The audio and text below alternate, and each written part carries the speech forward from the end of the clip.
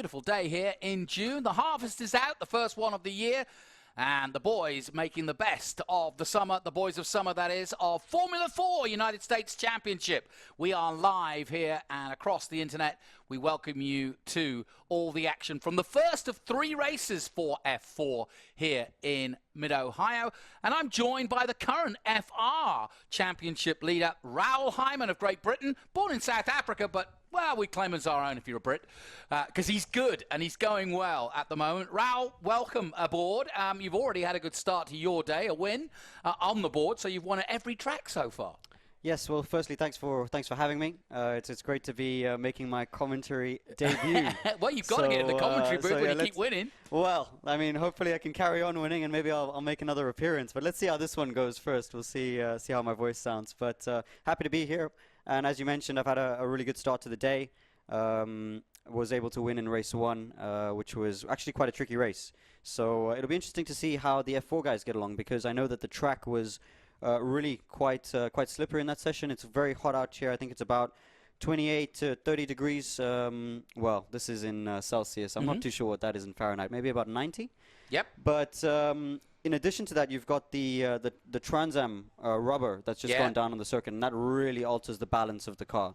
So you might see that in the start of the race, the F4 drivers are actually struggling a bit with grip. The lap times might be quite high, but as the race goes on, you know, the lap times will come down, and things might get a little bit more straightforward. Raoul, while we get the warm-up lap, I want to put this perspective. You are in the FR Championship. We met when you were doing TRS, a very similar car that's in New Zealand. Yep. But this F4 is effectively your first chance, pretty much, at a karting to try slicks and wings. And if you can describe what that's like as somebody who's come through the ranks, not necessarily doing F4, but you know what I'm talking about. There's a big difference, and also data gathering. You're working with an engineer for the first time. So for a lot of these youngsters, some of young as 15, this is quite a big opening and quite a big change to their careers. Yes, I mean it is a very big jump, and it does take a how would I say, a different approach in order to get time out of a single-seater rather than a go-kart. I mean, a lot of these guys would have come straight out of go-karting, having not driven much else. So I remember my first ever Formula 4 test. It wasn't this current iteration of the car, but it was a BRDC Formula 4. It was a track. It wasn't a permanent track. It's called Blyton Park out in the UK.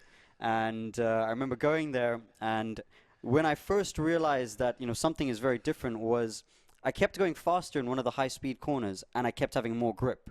So it's almost like skiing, where if you're doing it right, I mean, I've only skied once, and I managed to dislocate my shoulder, so I wasn't doing it right. But you have to lean away from the slope in order to actually get the technique correctly. So here, you have to go faster to feel like you have more grip in a high-speed corner. Right. And that is quite a different feeling. You know, it's a nice analogy, though. I like that. Exactly. So it's quite different to how you'd feel in a go-kart. In a go-kart, you have to hold the brake all the way to the apex. You keep a similar pressure.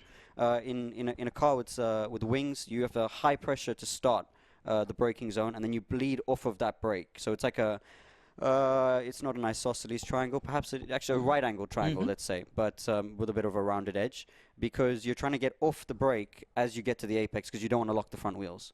So that's a very different thing to do in F4 as well, or in any sort of single-seater car.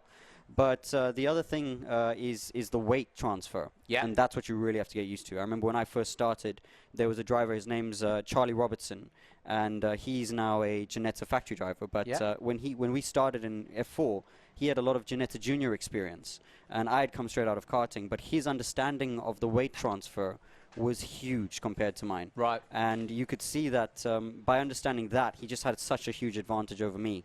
When we started in F4, and I caught up as we went along, but that was one of the major things. So let's see how these guys get on. We're nearing the start of the race. I'm excited to see the start. I mean, I know from my grip position when I was on pole, the inside is actually quite slippery. Okay. Because obviously no one drives there.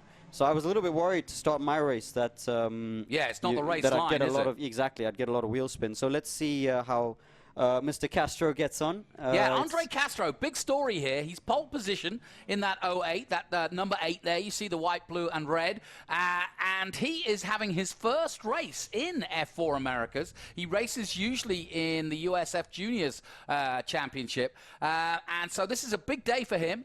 Al Unser Jr. is looking after him, and he is obviously a Rising Stars racing driver and lining up in pole position. Bryson Morris, a regular. Matt Christensen, likewise. Ryan Shehan, 2 years of running here, all up against him. The red lights come on, and we are away here in the first race of F4 Americas, and a good start by the pole man, but everybody's got a good start. One man on the inside, one man on the outside, and the number 8 has been duffed up severely and dropping down to 3rd place. So maybe that slippery inside that Raul Hyman was talking about has come to fruition, because into the lead goes the 19, and that is a great start, but not a good one for poor old Andre Castro. He has been beaten up severely there. The one thing to remember about Andre Castro is he looks like he's done less laps in qualifying. Whoop, whoa, 2 cars pirouetting round. Oh, quite a few cars off there. Yeah, well, they're all taking avoiding action, and there's a lot of grass out there. We saw in your race that we'd one of the cars coming in. It was Matt Clark coming in because he got grass in his radiators, and that could be the case. 45 is still running. That's Matt Christensen making a move on Andre Castro. I think he was actually defending the position. So full course yellow, not a surprise. Yep, that makes sense to get those cars cleared. Right, let's have a look at it. Here's what happened. Can you see that's the car that went off. It was one of the Howard cars. And then the number 2 was put off. I think that's Oliver Westling. Yeah. He's actually done a pretty good 360 there to keep it pointing in the right direction. I'm not too sure why the other guys went off as well, but perhaps there was something at the apex of turn 2 which forced everyone. Oh, we might see something now. Oh no, that's turn 12. This is where we are live now from 12, the drone. That's right. So I tell you what, I know who's going to be muttering. That's Scott Goodyear, because he always gives you guys a pretty thorough talking to before the race weekend. So he won't be happy, because he likes to see clean races, and he was very proud when I spoke to him yesterday that so far it had been pretty clean, but Mid-Ohio, not so much. Yep, Scott's a driver himself, so he knows what it takes to have clean races, have a strong start, stay out of trouble. I mean, he's got IndyCar experience, so he knows exactly what he's talking about, and he's. I think it's quite interesting. Even in the drivers' briefing, he's trying to build up the drivers as well as discipline them in some. Discipline's a strong word, but in some regard, educate them. Yeah, exactly. So I know this will be coming up in our next drivers' briefing as well. But we've got the 12 car stranded. That'll be Ethan Barker, sorry. Yeah, he's a Houston, Texas boy. I met his father earlier this weekend. This is his first year, and they really are learning on the fly. He's very much an oval and midget guy, and done a lot of SCCA, but not done single-seaters before. So this is a bit of a baptism of fire for Barker, but... yeah, I mean, it's a shame for him, because when you're coming into single seaters and into F4 at a track like this, might see something more from this angle. Here we go. There's the Howard car right, off. I see. Okay, so someone's gone off on the inside because they probably came out of turn 2 side by side. Yeah. And where the car stopped on the track, someone had to just get out of the way. And that's caused a lot of the drivers to go onto the grass to take avoiding action. I've seen a lot of IndyCar races here, and the outside of turn 1, if you get on the grass there, and it doesn't matter what kind of series you're in, but if you get on the grass there, it's really hard, A, to get back on, but also it's hard for others to take avoiding action. Exactly, yes. The thing about the grass here is it's actually very bumpy. Yeah. And you'll notice that, if you're able to do a track walk, or, I mean, even if you look on the camera at some of the shots on the side of the track, you can see that it's not quite like a mowed lawn where it's just flat. So when you get onto the grass, you have to be prepared to just get out of it completely, because you're going to be bounced around. And if you're staying on the throttle, when you land at an angle, you'll probably just spin.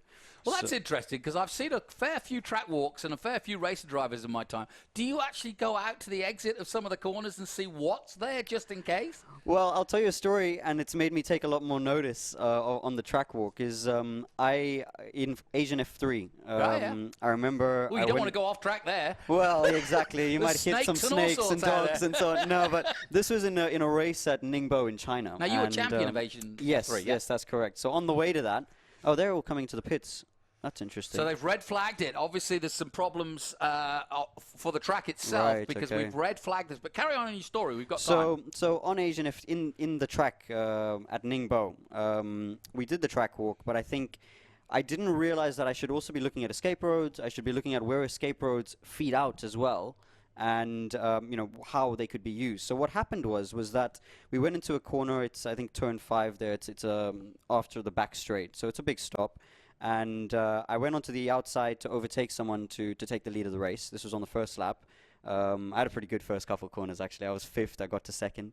And I'm now leading into that corner, and the guy on the inside just refused to give it up, which is his right. And he pushes me off, which is fair enough. But I went off the track onto the escape road and came immediately back onto the track. But what I realized afterwards, because that caused me to lose a couple positions, and then, it was a tough track to overtake on, and then I got stuck in traffic and all this kind of thing. But when I looked at the video afterwards, if I just stayed on the escape road, I would have come out and I probably would have carried on leading, and I would have kept the lead because it's not as if he got ahead of me into the corner. Ah, yeah, and you would have been in the right because exactly, yeah. So when you ask if we're looking at the grass and things like that on the track walks, it is worth doing. It's also worth looking at escape roads. It's worth looking at where, the grass can sometimes, you can use it, to sort of carry some minimum speed. So for instance, the exit of turn 11. Yeah. If you clip the grass there, it's not the worst thing in the world because it's the unloaded tire for turn 12. Right. So if the tire is slightly dirty, it's not as if you're going to have a huge disadvantage. Now, I'm not talking about like half the car on the grass, but I'm talking about, just a tiny bit of the outer side of the tire wall. If you see from the cockpit, that would have a tiny bit of dirt on it. That's not going to change the world. So it's the same at the exit of turn 1. You'll see some dirt coming off of there every now and again because it's sandy where the curb is. It's not just grass. Okay. And also the same out of turn 9. So this is quite an interesting track. You don't have this at other circuits. I haven't seen it like this, where in the qualifying we had to actually account for people going off, bringing dirt onto the track. Yeah. And you're changing brake references just from that. So it's a very interesting track. It's not conventional, but I think that's why a lot of people will say it's one of their favorites. Well, here is the Crosswind Kiwi Motorsport car of Bryson Morris. And, of course, Crosslink, one of the top teams in F4. Bryson Morris, I was talking to the team about him, and they've got some good confidence about his capabilities, no question about it. And almost a case of survival, really, because we have several guys, including Arturo, the pole man, going off or at least losing out as we come to this red flag situation here. But Ryan Shehan in the 66 had 1 pole position at VIR last year, but he's currently in 2nd. And then the 45 of Matt Christensen. So as we're under red flag situations, we've got some clearance to do. We've had several cars off. You've been listening to Raul Hyman, who's leading the FR Americas Championship at the moment. But as you can see, the cars are all in the pit lane and waiting effectively for this situation to be cleared, including this man who was the pole. And that is the number 8, and all the way down to 4th position, Andre Castro, after that first start. But he'll recover, I'm sure. Yep. And then Noah Ping. Yep, Noah Ping in, what is that, 5th? Or I think it's 5th. And it looks like he's got some pretty good pace. I mean, he was only 0.37 off of pole position. Raul, we're going to get another replay. Let's take a look closely at it because we've got time to do so. Here's the start, and you can see one car, that's the Howard car, goes off. That's right. The number 2 basically reacts to that, and then basically the dust causes chaos. Yes, that's right. That's right. So it looks like the car that was a bit further back, so not the Howard car, the other light blue, and I'm not too sure what the number was on that. I think that's the number 2. Yeah, Oliver Westling. That's right. It was Westling, yes, that's right. Yes. Maddie Aust gets through it. Yep. But yeah, she's those done 2 a good cars. job, actually, because she stayed on track and probably gained quite a few positions there. Yep. So never easy. You've got a double-edged situation when you see that. You've got to take advantage of it if you can, but you've also got to not get yourself in trouble. As we look at Gabriel Fonseca, his 2nd season also in the F4 Championship, one of the Brazilians, and we've had some great success from Brazilian entries, of course, in the lower formula over the years, and Arturo Flores, young Mexican driver, in the number 22. And then, of course, Alex Berg in P8. He was here yesterday, I believe, or a bit earlier. So there's a vested interest for our viewers. Yeah, no kidding. Lochie Hughes leads the championship, the young Gold Coast Australian for J. Howard Development. He has, at the moment, just got the one win, but he's been the most consistent. He has 95 points. Matt Christensen, who's second at the moment in this race, second in the championship on 87 points. There's Alex Berg. We mentioned him earlier, and of course he was doing commentary with me, and he said, watch out for my pink lid, the young Canadian, and you can see it resplendently there. I wonder if he's made up a few places. I think he has, you know, and so that's good news. Maddie Aust, you mentioned she's up to 14th already. Alex Berg up to 8th, and he started 9th, so he's got one place, and then Isambard, Isambard just behind him. So everybody, I don't know, is this a hard situation to be sat there in the cockpit doing nothing, or is it a chance to get more intel from your engineer?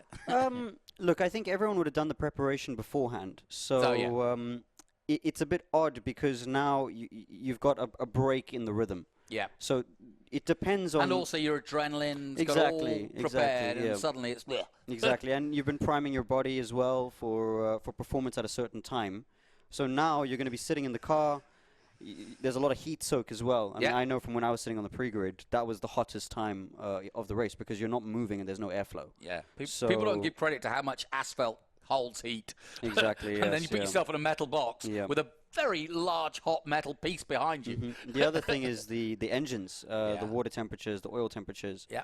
I'm surprised actually that we're not seeing a lot of fans. Perhaps it's regulated that you're not allowed. Yeah. But to be honest, the Formula Regional car at least it doesn't seem as susceptible to it. You mentioned fans. There you go. There the fans are waiting for some action. They don't look too unhappy, do they? They look quite pleasantly happy. It's a nice day out. I mean, it's not that windy. There's almost blue skies. I mean, it's pretty white in your pictures. And can you get your Raoul Hyman T-shirts at the official merchandise or not? I think I have to win a few more races for that. I don't think anybody's queuing up for the T-shirts quite yet, but hopefully we can change that. But I'm looking forward actually to going out and watching. We were seeing the Trans Am cars going around a bit earlier. I want to go up to turn 4, 5, 6, where the undulation is. Well, I'll introduce you to John Claggett if you fancy a go. Okay. I'll take you up on that. I hear the H-pattern cars. Then I'll introduce you to Kerry Hitt, who's done 30 years around here. He's right here in the commentary booth. He's going to be with me later in the day. There's Tony Garcia. Right. That's Tony in sprint mode. Okay. Yeah, that's full out. That's flat out. You can almost see the sweat dripping off of him. He is in full mode there. I can't take too many shots. I don't know him that well. No, he's a good lad. He's a good friend of mine. Listen, I do want to ask you this question. You're new to American racing. Correct. You've never raced any of these circuits before, but you've done FIA F3. You're an Asian F3 champion. How do you compare the American circuits and the American racing scene in single-seaters compared to what you've done? I'd actually say it's quite similar to how it was out in New Zealand, where the tracks are almost all very old school. Yeah, I think narrow, but not a huge amount of runoff. Mm-hmm. The style of curbs are a bit different to what you'd get in Europe, where you've got grass and then the curbing. I'm told the curb's higher in Europe. Some of them, yes, you're probably correct. The other thing is you also have the double curb. So at some tracks like Red Bull Ring or even Barcelona, I believe, you've got the first red and white part of the curb, and then you've got the lot more aggressive. Usually it's red or blue, and those are very aggressive. So you don't want to have the car on that because it'll vibrate the parts loose, or you might have component failure. So here you don't really have that. You just have grass, which to be honest, I prefer because it's difficult. People talk a lot about track limits, but it's harder when it looks like you can drive there because bear in mind there's a lot of geometry going on in the brain.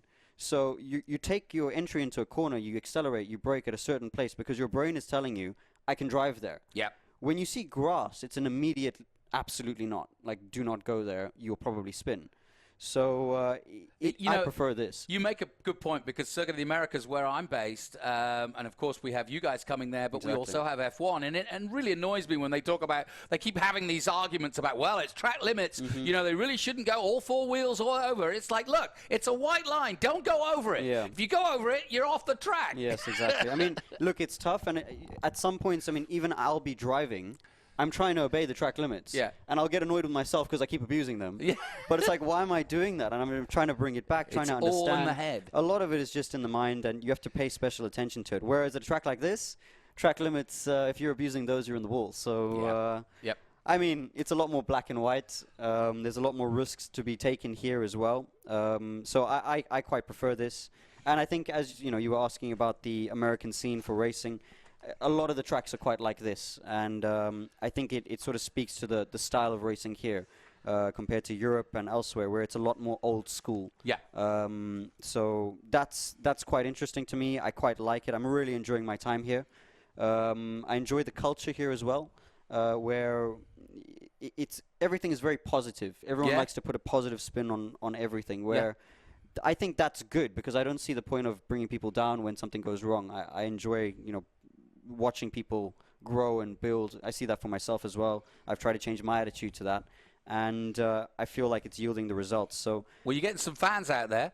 Oh, yep. Love to see it. My mate Eric says you're good. Love to see it. Thanks, Eric. Appreciate it. That's my first compliment of the commentary debut, so there you go. I'll have some of that. No problem. But so here we have the guys going around behind the safety car. See, the safety car is not going immensely quick, but the lights are off now, so actually so there we're going to go racing. Up. Now, you just did this. How hard is it as the leader of the race? You just did it and you won the race, but you got a brilliant start out of the carousel. Take us through what this man should do now. So what I try to do is I try to really square up the exit of the carousel. The problem is that there's a bump at the apex, and you'll probably see them go over it now, where I got the car quite a bit sideways. So yes, I noticed that. Yeah, so let's see how this one goes. He hasn't squared it off just as much. He's actually waiting for the start, which is actually not a bad idea. Yeah, I think he's gone now. Now he's gone, yeah. That was a good way of doing it. Morris then leads. Yep. Here we go. We are underway again. Bryson Morris leads the way into the first corner here at Mid-Ohio. And nicely taking us through it was Ryle Hyman, who just did exactly that not an hour ago to win his race. Now, will this happen again as Ryan Shehan, the 66, the man from Austin, Texas, in second place, going through there in the 66. Now, here's the pole man, the number 8 on the inside in the red, white, and blue. The number 8 trying to make his way through. That's Andre Castro. His first F4 Americas race, and he's down there in 4th position in the middle of this sandwich that you see there. The 76 of Gabriel Fonseca, the Brazilian, right behind him. Oh, here comes a move. That's Andre going to the inside to try and overtake. I think that's Noah Ping. Yep, nicely done, too, and he's got through. Yep, that's a great maneuver. That's a good move on cold tires. Yep, very Takes good. a lot of confidence to do that. Yep. And through the S's they come then, and a restart. 18 minutes to go, and everybody back in dial. How hard is it to dial yourself back in after a stop like that? So the difficulty is actually the tire temperatures. Okay. And also, I mean, here for some reason, after a safety car restart, the tires just didn't come back. So everyone's going to be driving around on ice at the moment. Very slippery. There's a lot of entry and stability. And when does that go away? When do you feel the 100% grip? See, I think it's a combination of the tires coming into an operating temperature. So that was around lap 4, lap 5. Right. But it's also the dirt on the tires. Because when you're warming tires here, it's pretty much a one line through the circuit. So when you warm the tires and you're weaving all over the place, you're actually also picking up marbles. Yeah. So good point. Yeah, it's quite a difficult thing to, you know, get the tires ready, get the car ready to, you know, be at peak performance straight away. But it looks like Bryson Morris has done a pretty good job of that, and so has the rest of the top 10. Here comes Alex Berg on the outside of the keyhole in that pink helmet and trying to make it through on the 22. Oh. The Canadian really pushing on now. This is good stuff. Just 15 years of age, as many of them are. So that's Alex Berg and Arturo Flores. Yep. Alex got to be careful here because it looks like Alam Isambard, is looking to make a move as well. This is a big race for the man Bryson Morris in the lead at the moment. He's 5th in the championship, but he's only 1 point behind Noah Ping. And if he can hold on to this, he could get ahead of both Ping and Rivers in the championship chase. And remember, 3 races this weekend, so this is already turning out for a big, big race for Morris. Shehan in 2nd place, yet to win a race, had a pole position. Christensen in 3rd, Castro 4th, Ping now in 5th place. So as I said, that battle between Morris and Ping for championship positions, all important here in race 1. 2 to come from the rest of the weekend. So I was going to say the man on the move looks like Matt Christensen. He's right up the back of Ryan Shehan. But actually in that last sector, Andre Castro has really pulled the gap down. So it looks like he's rediscovering some of the pace that took him to pole position. Yeah, I mentioned Circuit of the Americas. Ryan Shehan, good example. Went to the Circuit of the Americas with his dad. What watched a Formula One race and said, you know what, I want to do that. And so Dad went, don't know if I've got the wallet for that, but he's been working around Austin, feverishly getting sponsorship, and has done a great job of putting Ryan in a seat and giving him a chance to fulfill his dream, as many of you are watching. That is the dream, is to become a Formula One driver. And, of course, they race at the Circuit of the Americas in October, and I'm sure many of these youngsters will be tuning in throughout the season to watch their heroes race, including Ryan Shehan and the 66. So I want to be a racing driver, Dad, is the words that no parent wants to hear. No! Because anyone who's been in the sport long enough knows just how much work, effort, and funding has to go into it. But, I mean, look, the rewards at the end of the road are very high. And, look, it's an incredible sport. Yeah, and I tell you what, people come from all walks of life. So I was talking to Maddie Aust yesterday from Fort Worth in Texas. She was second in the world in cheerleading. Wow. With 4 national titles. And if you've ever watched cheerleading demonstrations and stuff, they're fearless, and she's up there. But she's had a completely different career change, and now she's racing. So good for her, just 17 years of age. That's pretty incredible. I didn't know that. Yeah. But I'm sure that there's a lot of parallels in terms of the skill. Because they're death-defying. But you also have to turn it on. You know, if you make a small mistake in cheerleading, someone's going to drop you. Absolutely. Or you might not execute the movement. And you've got to trust your team. And it's the same here. If your muscles are tight at the start of the race or during the race when you're trying to push, you'll make small mistakes. I mean, it's millimeters on the brake that makes the difference in these cars. Well, Morris doing a good job so far. With 14 minutes to go, he's pulled away from Shehan, who's still holding on to second place. The gap 1.2 seconds. Christensen, though, still putting the pressure on this man. Shehan at the moment in the 66. Yep, that's right. It looks like Brian really has the pace to maintain that gap. But let's see how it develops as the cars will change balance. You know, the balance of the way the handling is. That'll be happening right about now. Well, I tell you what, Christensen's got every reason to be motivated today. Hughes is a no-show, really. He's 1 lap down at the moment, and I think he was probably involved in that incident because he's nowhere, Lochie, at the moment. So a big opportunity for the championship to get a shake-up after this race. That's correct. So let's see if Matt can capitalize. But we know that he's also focused on consistency. So I don't think he's the kind of guy that's going to be, you know, sending it for the big result. He's probably aware that he needs to have a consistent high point scoring position. Just watch the Argentinian Carrara going up to 13th place. He's a guy you've raced against before. Yeah, so that's Giorgio Carrara. He's actually quite experienced. I raced with him in FIA Formula 3 for a couple races. I know he raced in, I think it was Spa and the Red Bull Ring. So he was racing with Genza after winning a couple races in the Formula 4 Spanish Championship. So there's a guy with a lot of experience, a lot of talent. But I ran into him earlier on in the weekend, and he said that he hasn't been racing in cars for quite a while. I believe he signed a contract to be racing karts professionally. So it's very difficult to come back after not being in a car and rediscover the techniques, the process required to drive a car fast. I also know that it was the team, I believe it's International Motorsport. I might have the name a little bit wrong there. No, that's but they've called him up to ask him to help out in terms of setup and things like that. So I know that the results might not quite show his talent level, but let's see what he can do. I'm sure over the weekend he'll be getting stronger and stronger. So let's see how he's able to help the team and how they're able to work together to achieve a result. Yeah, interesting that so many have come from different walks of life. We've got a Uruguayan out there, we've got an Argentinian, obviously we've got Canadians out there, and a hot bunch of Americans. And I'm glad to see that. This is what Tony Parella and what the hopes of the FIA, they've got a delegate here this weekend, but that's what the FIA want out of this championship, and that's certainly what Tony Parella wants, is to see Americans push to the limit. We're looking at this number 8 car, the future future star racing car. We saw Chloe Chambers in that car last year. She's gone on to the W Series.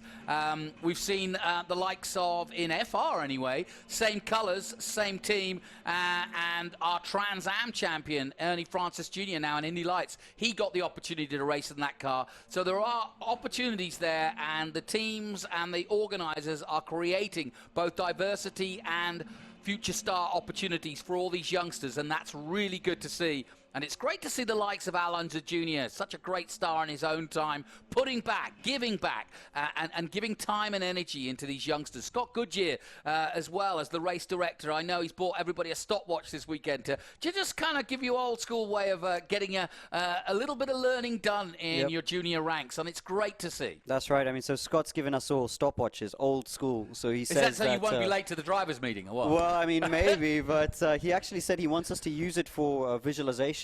So he wants us to close our eyes. You start the stopwatch, you do a lap, and when you stop the stopwatch, obviously at the start-finish line in your mind, it should be at the correct lap time. So he's given us that. Kerry Hitt's been doing that for years. Yeah, but he says if we use our iPhones, then we'll probably get distracted. So that's why he's given us the old school style stopwatches. And yeah, I mean, Al Unser, you mentioned him. There's a guy whose hand I always like to shake because I can see his ring. Yes. And it's bad. I actually told him. Yes. I told him. I shook his hand and I turned it over and I was like, "Wow, look at this! I want one of these." I saw Roberto Moreno. He's involved in TJ. He's actually one of our driver coaches. There you go. And I saw him in Monaco just a few weeks ago. Oh, really? That's right. He was actually driving. Racing. Yeah, he was driving. He was telling me about that, and he actually used that experience to help us because he was telling us about. He kind of helps a bit on the mental coaching side as well because of his experience. Yeah. And he knows what has worked for him and what hasn't worked for him. And then he also knows that what works for him isn't necessarily what's going to work for us. Yeah. So he's quite open in that regard, and it's really great to bounce ideas off of him. So in addition to helping us on track, which him and Victor Ranzoni he helps us on the mental preparation, which is pretty awesome. All right, well, we're looking at the 76 of Fonseca, another Brazilian following in the footsteps of Roberto Moreno, of course, one of the greats, and has been for many, many a year. I remember his Formula 3 days, and, of course, going all the way to Formula 1. But Fonseca following in the footsteps. He's behind Castro, the pole man, in 4th place. He's currently in 5th place at the moment. But it's Morris, Shehan, and Christensen, as it has been throughout the restart of this one. We had a red flag. We had about 15 minutes of waiting to clean up some debris, but Morris took advantage at the start and hasn't looked back so far. And this is, like I said, a big day for Bryson Morris. He's had one win at NOLA in race 2, and he's been consistent. He's had a DNF at NOLA too. But Road America, he was back up there with a couple of decent finishes in the 2nd and 3rd race. But he'd like to add to that first win of the year. And we're getting to the second half of the season. Shehan doing a good job. He stayed with the leader, Morris, and he's got away from Christensen, and that's good work by the Texan. So Shehan last time around actually had the fastest lap of the race. There you go. So for the last 3 laps, I've been looking at the gap. It was 1.2, then it went back down to 1.0, stayed at 1.0, and now it's gone down to 0.7. But we know that passing is quite difficult on this circuit. So let's see if he can get it done. Another big crash, nasty crash, and that's the 45. Christensen. That's Christensen, Mr. Consistent. That was something that must have been mechanical in some way because he just suddenly pelted him. He almost turned into the wall there. That's very, very odd. Let's just hope he's okay. That's the first thing. Well, that's going to be another safety car with 8 minutes to go. Let's hope he gets out unscathed. Yeah, let's hope he's okay. But, yeah, that was a real change of this race. Was just settling into a really good battle for 1st and 2nd. As you mentioned, Shehan had just gone quickest and was right there. And as you can see, he is right there with the leader. And, yes, no surprise, a full course yellow. And that could well end up in a red flag if that I think it perhaps might be. Because there'll be a lot to clean up there. So Matt Christian just suddenly took a left turn unexpectedly there, as though, well, the obvious thing to do at that turn is to come through turn 1 and go onto the grass. That can vaunt you into the into a left turn, but it looked like he was on the inside, so it was an odd one. Yeah, so that was out of turn 2. I know you can get a big snap of oversteer there, and if you overcorrect it, perhaps that might be what happened, but. Let's wait for the replay. I mean, first thing is that he's all okay. Be good to see him obviously get out the car and make his way back. I'll tell you, the man making some real hay at the moment here in Mid-Ohio, that's Alex Berg. He was in the commentary booth, so it's a good omen, Raul, to be here because Berg up to 5th place. Yeah, love to hear it. Love to hear it. His father, a former Formula 1 star in his own right, only did 9 races, I say star. Here's an irony. Poor old Alan Berg, Alex's dad, went into Formula 3 in 1983, and if you know your history, you'll know that's when Martin Brundle and Ayrton Senna were in Formula 3, so good luck. So Alex has actually got the fastest lap at the moment. I mean, it's only by, I think, 200ths or something like that. I'm not quite sure what the format is here, where in Formula Regional, the fastest lap of the race sets the grid for race 2. So if that's the same, which I'm not 100% sure on, then he'll be on pole. So you've got, at the moment, we've got Alex Berg with a 28.367. Then it's Ryan Shehan with a 28.374. Yep. And then Gabriel Fonseca with a 28.384. And then your race 3 time is your second best qualifying, or is it? The race 3 grid position is the fastest laps of race 2. Oh, okay. But again, I'm not 100% sure if it's the same for F4. But if that is the case... The rules are pretty similar, so that would not surprise me. Yeah. But, I mean, if that's the case, then our grid is looking like Alex Berg from Ryan Shehan from Gabriel Fonseca, and then I think it's Artie Flores. No, he's a 29.5. Then it's Bryson Morris, I believe. And then, of course, Castro. Yep. So Castro, by the way, has done a good job of recovery. He's up to 3rd now, the pole man.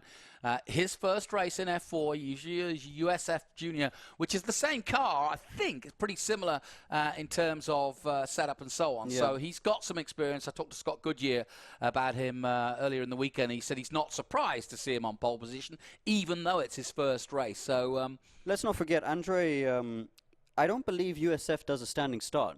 So well, I'm not too sure, but I know the Road to Indy doesn't, so I wouldn't see why USF Juniors is going to be doing standing starts. So that might have been his first ever standing start.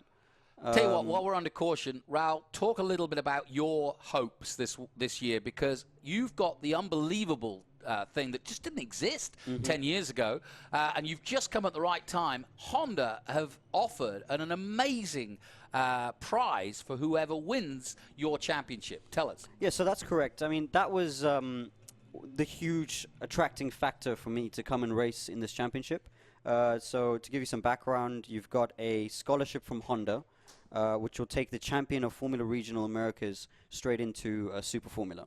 In Japan. Exactly, yeah. So Super Formula is actually the fastest cars in the world outside of Formula 1.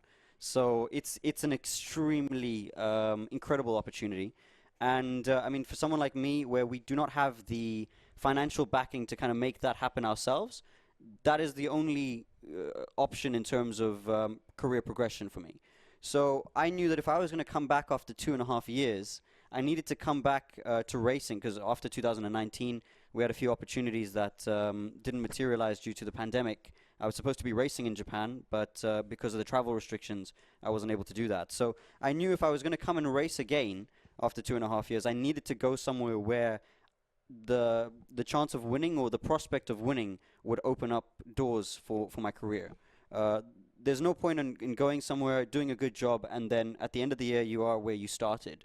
I needed something where I could say, right, this is the target, and that secures me a seat for the next step. So huge credit to Honda for putting that together, and I really hope that I and TJ Speed and I are able to continue doing the job that we're doing. We're leading the championship at the moment.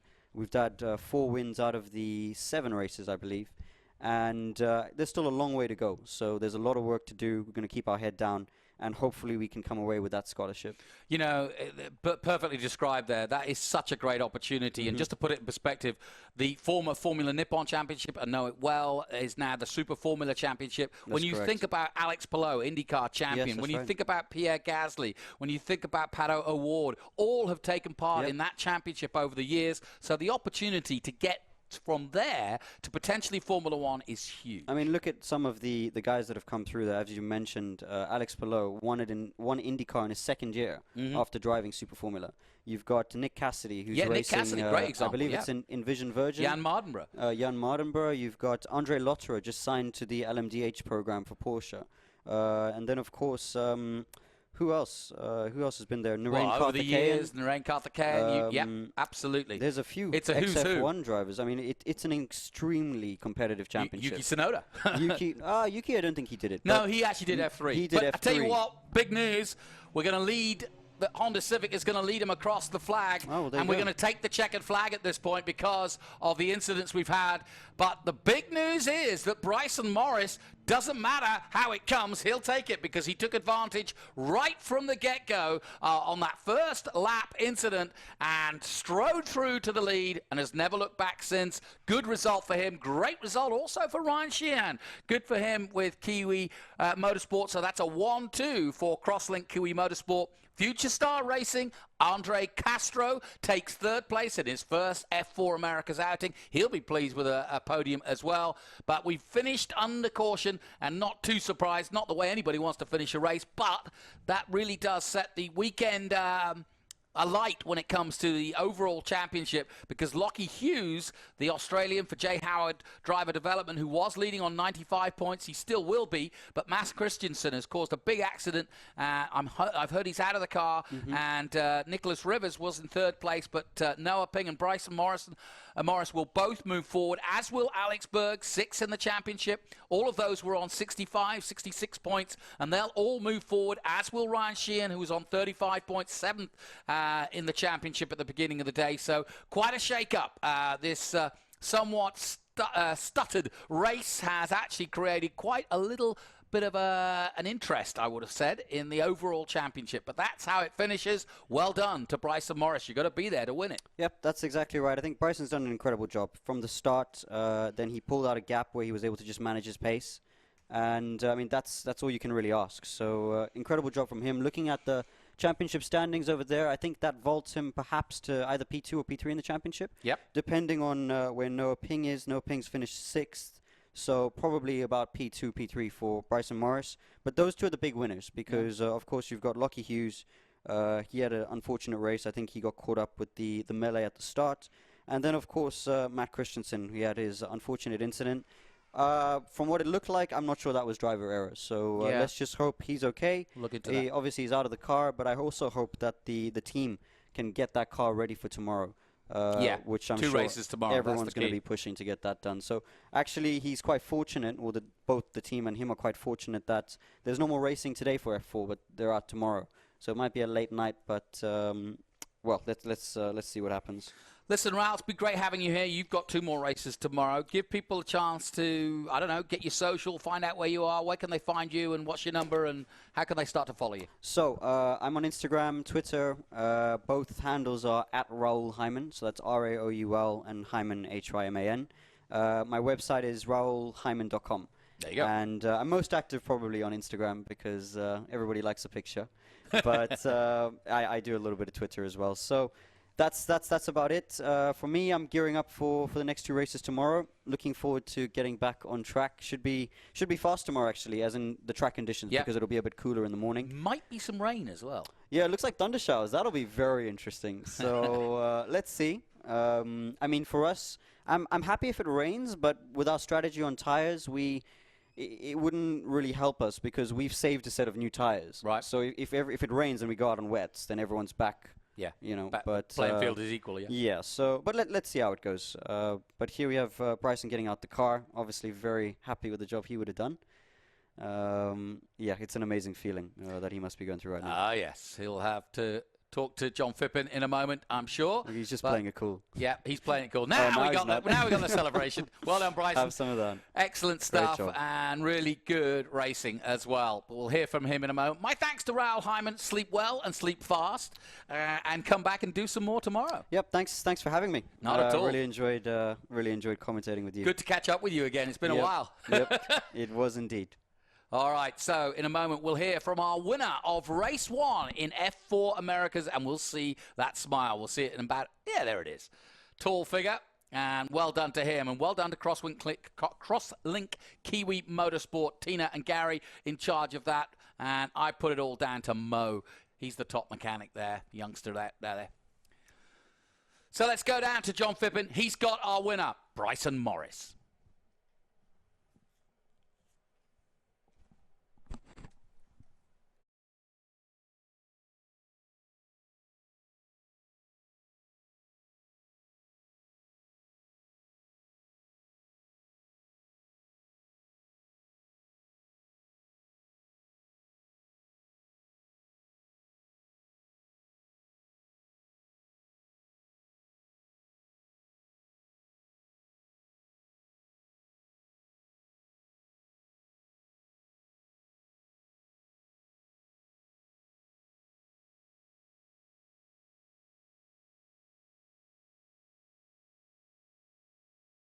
So, second win for Bryson Morris. Well done to him, and here's confirmation of the results. Crosslink Kiwi Motorsports with a 1-2, and then Future Star Racing, third place for the poleman Andre Castro in his debut.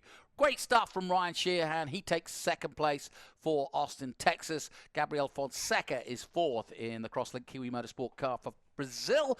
Alex Berg up to fifth place for Doran Kroll competition. Velocity Racing Development, Noah Ping in sixth place. Artie Flores for Ganella Racing. Likewise, Carl Bennett in eighth position. Seth Brown for J. Howard Driver Development takes ninth. And Alan Isambard takes 10th for International Motorsports. So, some good results there, some interesting results there too, and a host of Americans all at the sharp end. So let's take a look at some of the highlights of what was a staccato race in many ways, because it stopped and started, but it was great all the same. And at the start, Castro did not get away well. He did not have a good start. And then suddenly, Jay Howard's cars go round. So too does the number 2. And that caused chaos behind, a lot of dust and dirt. We went under safety, not a surprise. We cleared up the debris, and away went Bryson Morris. From there on in, he was chased hard by Ryan Shehan, and even though Castro came through to third place, there was no stopping the man at the front, Bryson Morris. There was another stoppage to the race itself, but it didn't stop him. And while Ryan Shehan kept him honest, it was all going to be Bryson Morris all the way to the line, his second win of the season. We'll take a short break here from Mid-Ohio. More action coming up, and it's the big monster boys coming up. Can't wait for a bit of Trans Am coming your way.